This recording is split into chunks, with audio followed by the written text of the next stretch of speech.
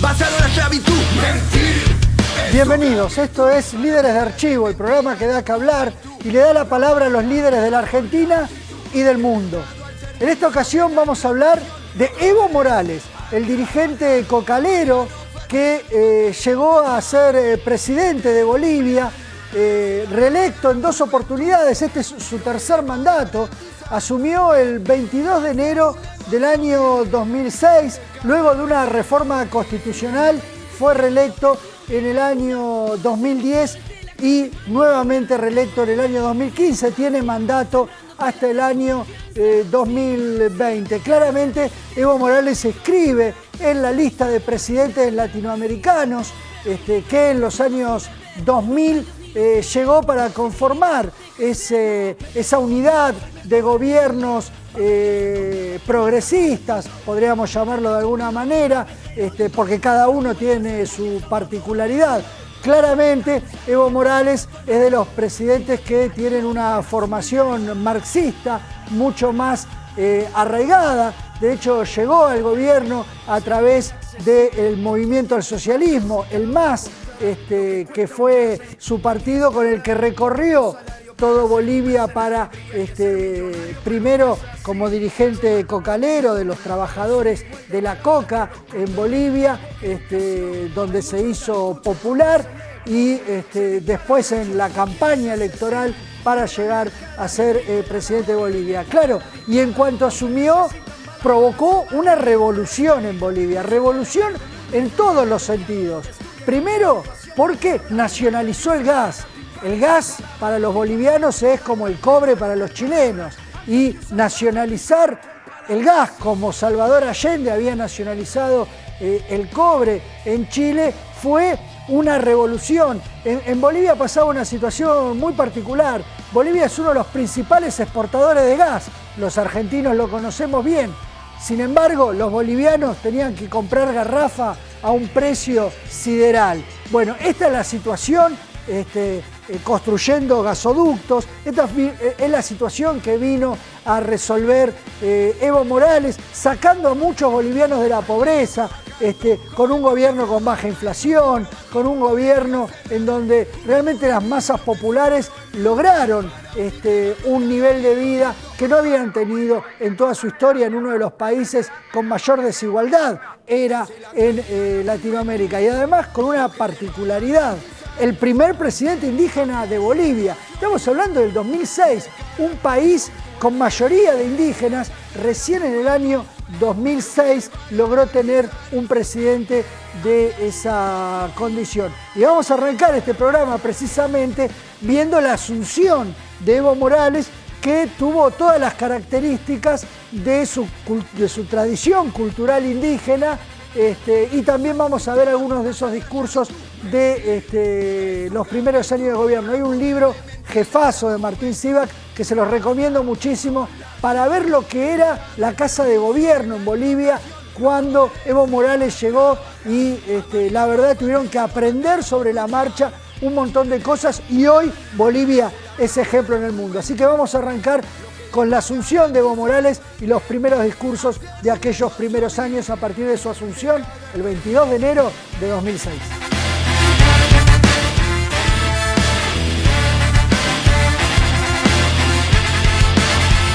Cumplir y hacer cumplir la Constitución política del Estado y las leyes nacionales, y desempeñar fiel y lealmente el mandato del presidente constitucional de la República que el pueblo de Bolivia le ha conferido con su voto mayoritario.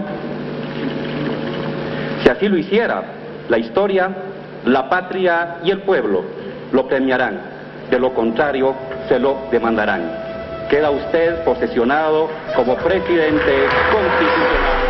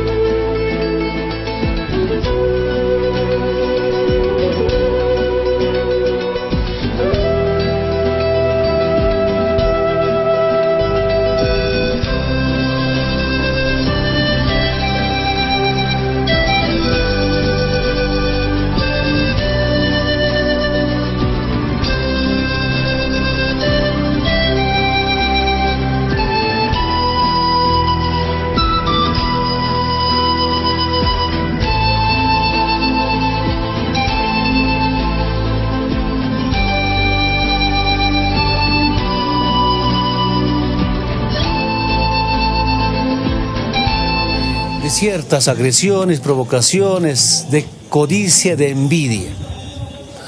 Y segundo, pedir permiso de nuestra Madre Tierra, la Pachamama, de nuestras autoridades originarias, del Consejo de Amautas, que nos acompañen en estas elecciones nacionales cuando el MAS, como un instrumento político del pueblo, un instrumento político de la liberación, busca transformar Bolivia en democracia. La forma de Evo de conferirle poder a la población indígena fue muy simple. Hacer una revolución democrática, una revolución cultural fundamentalmente. Y yo creo en la Madre Tierra, soy parte de esta tierra, soy la sangre, de esta sangre indígena. El enemigo de Evo era la élite boliviana de descendientes europeos. Hasta ahora Bolivia ha sido manejada por familias. Hay familias que ostentaron el poder político y el poder económico, despreciando, marginando, humillando, odiando especialmente a las mayorías nacionales que son quechuas, aymaras y guaraníes. Esos pueblos condenados al exterminio, los vilipendiados, ahora tenemos también derecho a hacer política y nosotros.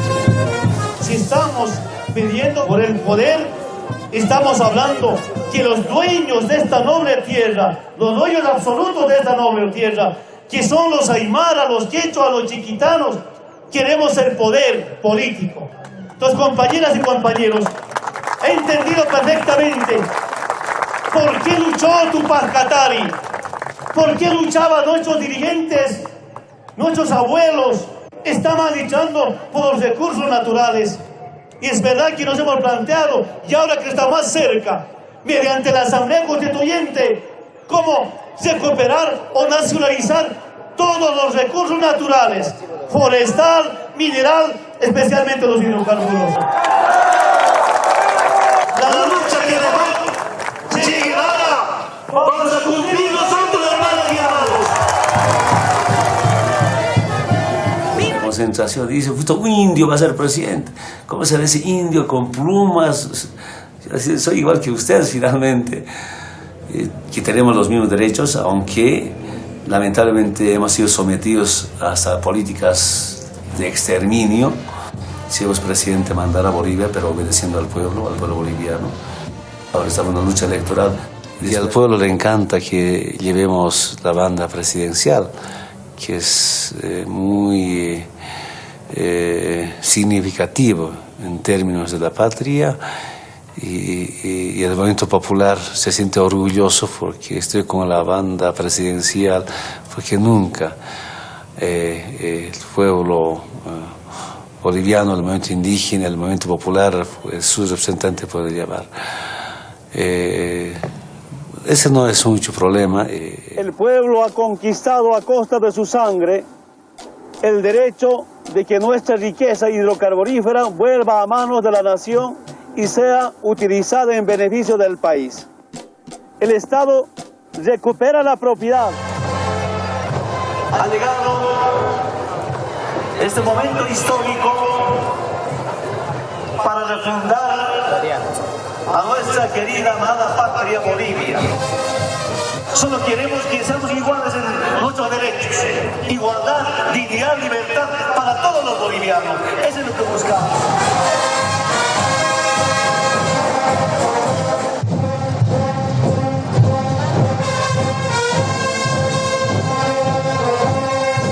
Evo y sus detractores tenían que negociar en qué tipo de estado se convertiría Bolivia.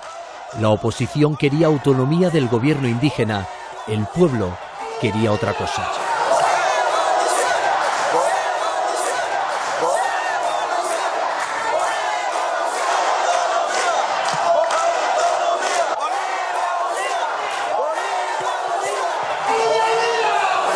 Nueve meses después de tomar el poder, Evo había redactado una ley de reforma agraria y obtuvo crédito internacional para financiar su programa social. Tenemos acuerdo firmado con el BID de 23 millones de dólares. Los diputados ya aprobaron, 15 serán aprobados en el Senado para gastar esa plata, y quien nos bloquea que esa plata puede ser gastado para generar fuente de trabajo. Y lamentablemente los senadores no trabajan y no aprueban estos contratos, compañeras y compañeros. No se puede entender lo que están haciendo algunos senadores desde el Senado. Que la lucha de nuestros antepasados la lucha de Tupac Katari ha sido por tierra, territorio. Yo quiero pedir al Senado, al ver tanta gente sacrificada, marchando, pidiendo que en el marco de la legalidad revertir y dotar las tierras, pues aprueben esta tarde mismo en el Senado. Yo creo que si es posible, vamos a acercar a la ciudad de La Paz, que esta ley se apruebe, ¿no? El tema tierra es un tema histórico, unas demandas históricas desde la colonia, desde la invasión española, durante la República, que nunca ha habido una reforma agraria, y si ha habido reforma agraria solo por título, del año 1952.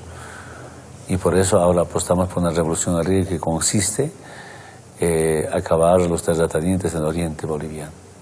Y sigue este tema de tierra. Uno de los temas centrales para que no se apruebe la nueva constitución, justamente es el tema tierra. ¡Que mueran los latifundistas! ¡Que mueran!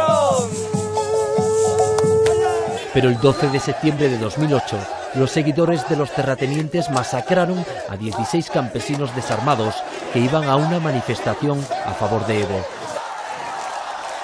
Los terratenientes alcanzaron una victoria temporal condenada por toda América del Sur. Intentaron perjudicar la aprobación de la nueva Constitución con los referendos sobre las mal llamadas estatutos autonómicos.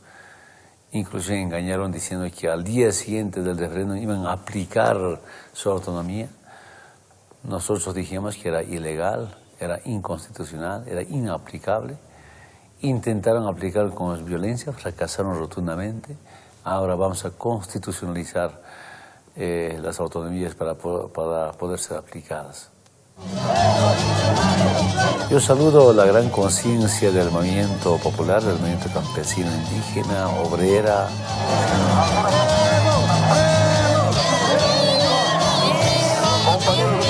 Pero también algunos sectores de la llamada clase media, profesional, intelectual. Si la marcha unió a todo el mundo, excepto a políticos reaccionarios. Hermanas y hermanos, Bolivia históricamente siempre ha sido rehén de minorías. Intenta ahora también someternos desde el Congreso Nacional ese grupo de minorías. Ante la marcha me sentí prácticamente Evo Morales, pero después de estar acá...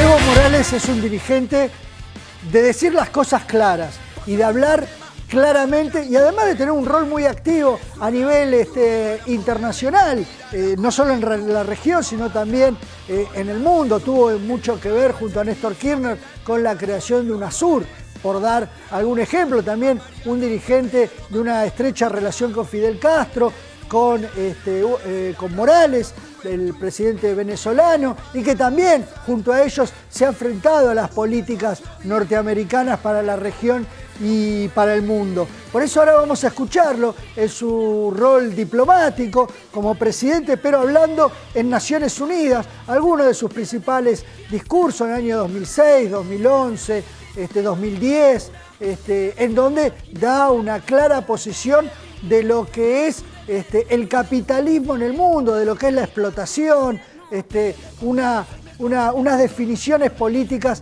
realmente muy interesantes. Y también vamos a ver un discurso de enero de 2009 en donde repudia a Israel, retira a sus hombres de Israel en solidaridad con el Estado palestino. Así que vamos a ver y a escuchar a Evo Morales hablando sobre la situación internacional. El que alguien te mate, si cada bala costara lo que cuesta un yate. Llegamos para reparar un daño histórico, para reparar los daños de 500 años.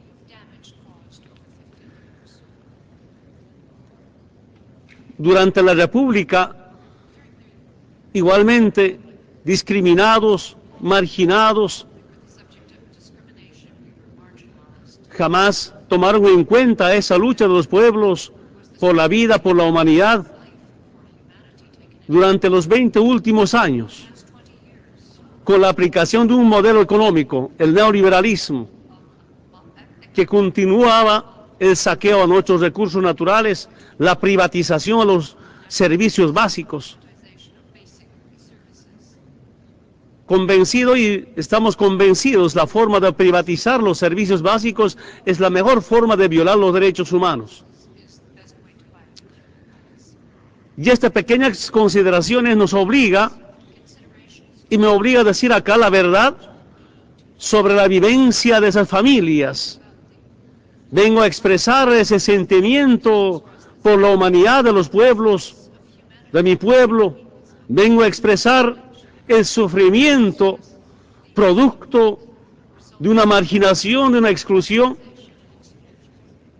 Vengo a expresar sobre todo ese pensamiento anticolonial de los pueblos que luchan por la igualdad y por la justicia. Quiero decirles, delegados, delegadas, señora presidenta, que en mi país empezamos a buscar profundas transformaciones democráticas, pacíficas. Estamos en la etapa de cómo refundar Bolivia. Refundar Bolivia para unir a los bolivianos. Refundar Bolivia para integrarnos mejor todavía todos los sectores y regiones de mi país. Refundar Bolivia no para vengarnos con nadie, aunque hemos sido sometidos a una discriminación. Refundar Bolivia, sobre todo para acabar con ese desprecio y odio a los pueblos. Digo esto porque mi madre me comentaba diciendo que cuando iba a la ciudad no tenía derecho a caminar en las plazas principales de las ciudades de mi país, no tenía derecho a caminar por las aceras.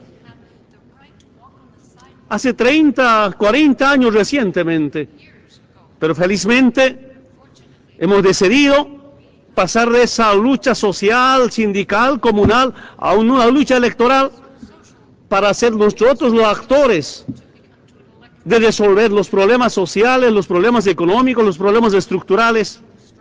Ya estamos apostando por esta Asamblea Constituyente de Refundacional y quisiera las Naciones Unidas participe en este proceso de cambio pacífico y democrático, que lo mejor que podemos hacer por esas familias abandonadas, marginadas. Seguramente muchos países tienen el mismo problema que de mi país. Un país, una nación con tanta riqueza, pero también con tanta pobreza.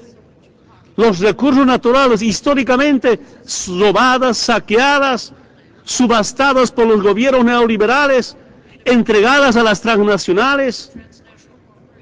Y llegó la hora, ahora, a la cabeza de esa lucha de los pueblos por el poder del territorio, recuperar esos recursos naturales para el Estado boliviano bajo el control de los pueblos.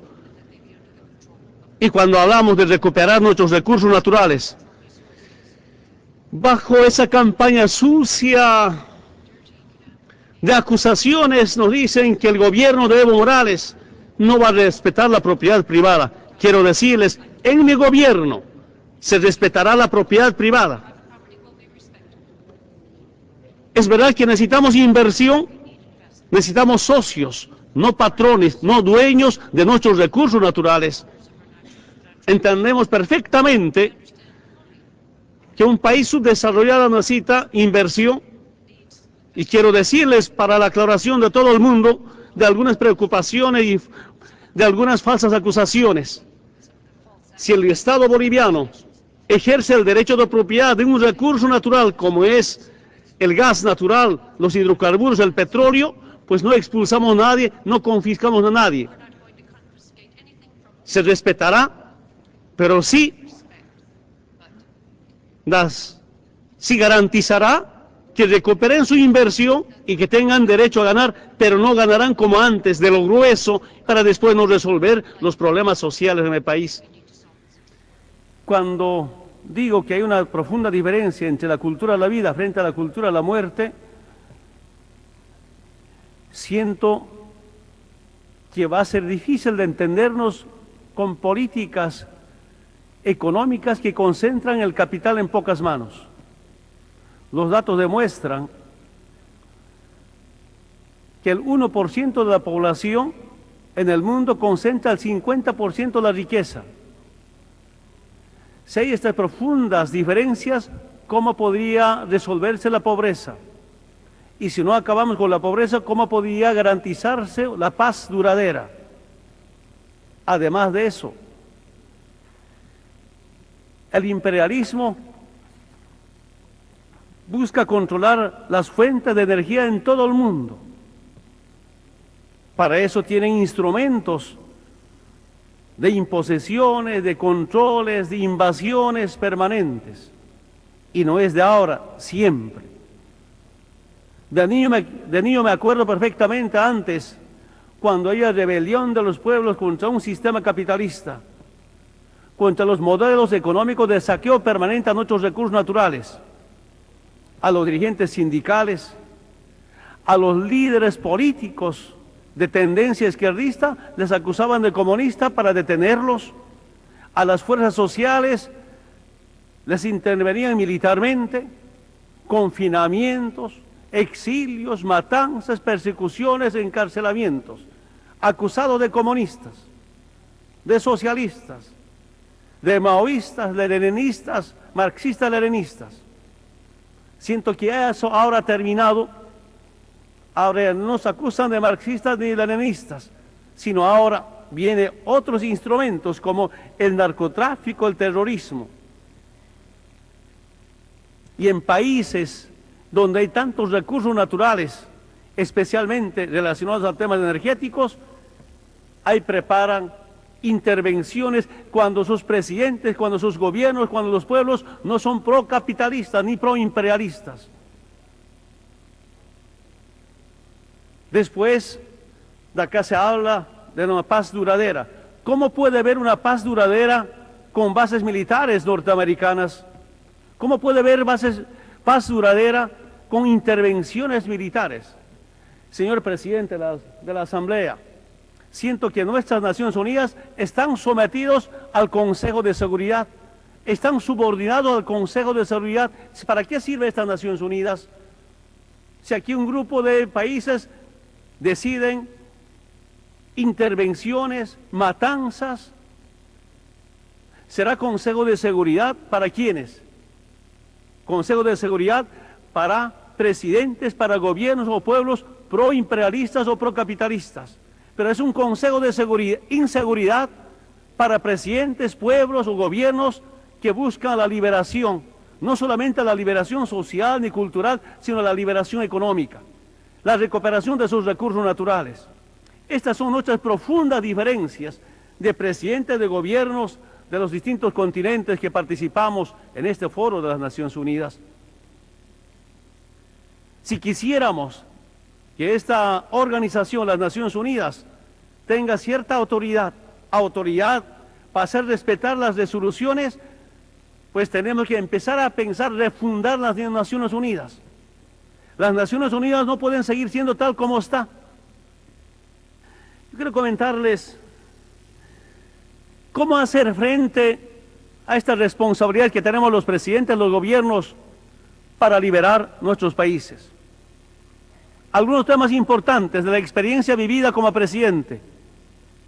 Primero, nuestros recursos naturales jamás pueden ser privatizadas, jamás pueden ser entregadas a las transnacionales, sean mineras, petroleras, otros recursos naturales.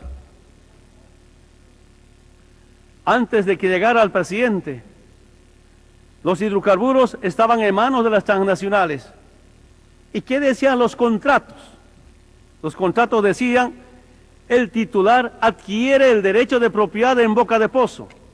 Y los gobiernos nos decían que cuando está bajo la tierra, gas, el petróleo, es de los bolivianos. Cuando empieza a salir de la tierra, ya no es de los bolivianos, eran de las empresas petroleras transnacionales. Y inventan ahí en los contratos: el titular, que es la transnacional petrolera, adquiere el derecho de propiedad en boca de pozo. Sale de abajo de tierra, el petróleo y el gas ya no es de los bolivianos. un saqueo permanente a nuestros recursos naturales. ¿Cómo es posible que en este milenio todavía haya intervenciones por decisión del Consejo de Seguridad? Es una amenaza a la humanidad, es un atentado a la dignidad de todos los países del mundo. Y por eso quiero decirles que tenemos que desarrollar unas propuestas para las Naciones Unidas que permitan no solamente liberarnos, sino también dignificar a todos los habitantes del planeta. El cuarto elemento, sobre las entes financieras internacionales. Yo me acuerdo cuando era dirigente sindical que los gobiernos de turno nunca podían conseguir recursos económicos para inversiones. Y nos decían que Bolivia no tiene capacidad de endeudamiento, Bolivia no puede acceder fácilmente a los préstamos internacionales. Pero el Fondo Monetario Internacional, ¿qué hacía? Condicionaba a los gobiernos, se privatiza las refinerías, se privatiza la Entel, telecomunicación, te vamos a dar créditos de 30 o 40 millones de dólares.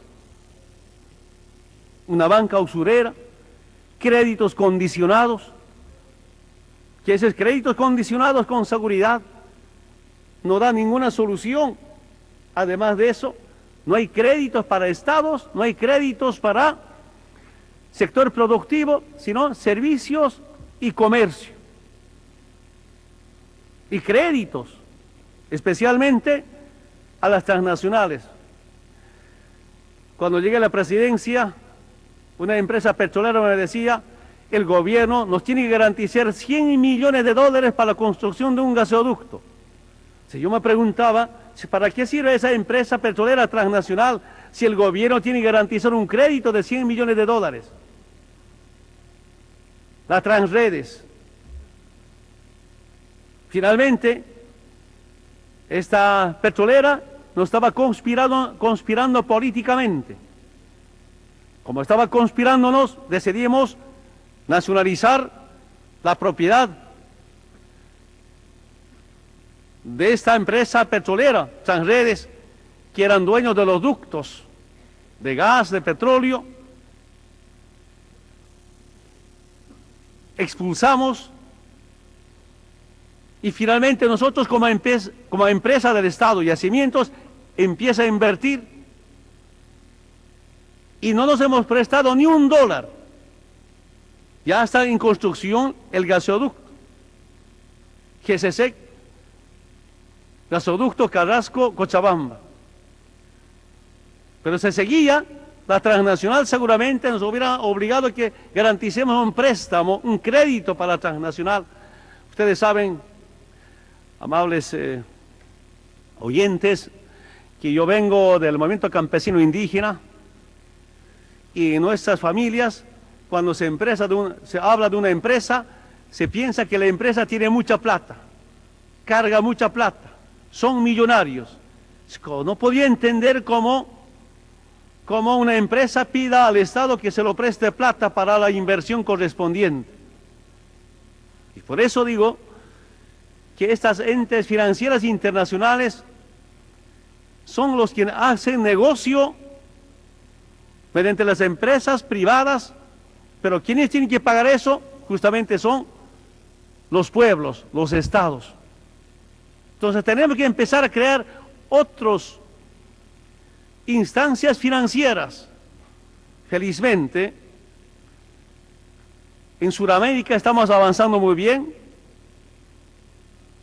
El Banco del Sur, que será un banco totalmente diferente que las bancas usureras, que lucra y especula. Eso tiene que terminar.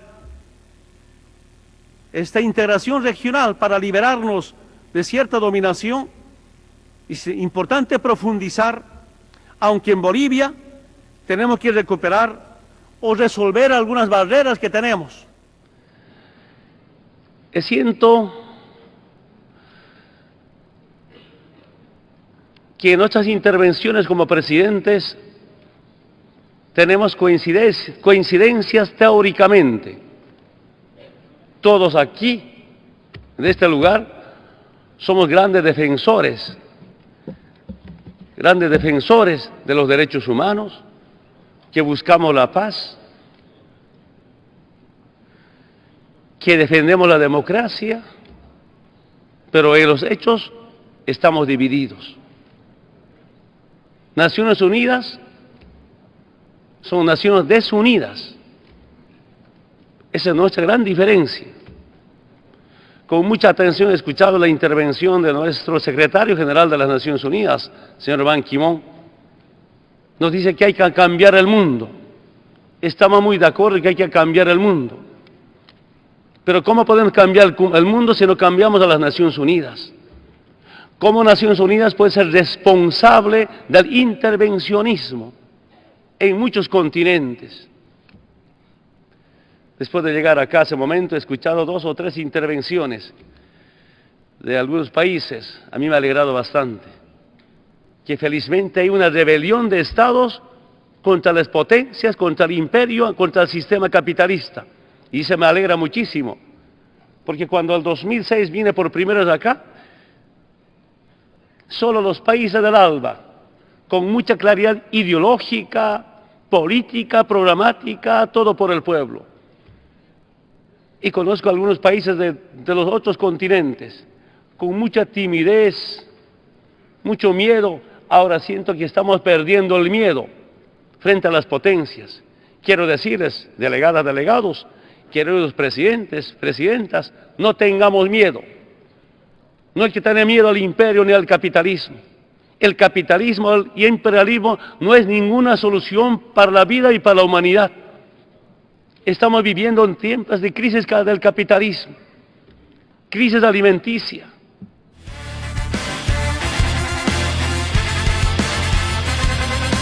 Por ser un sistema basado en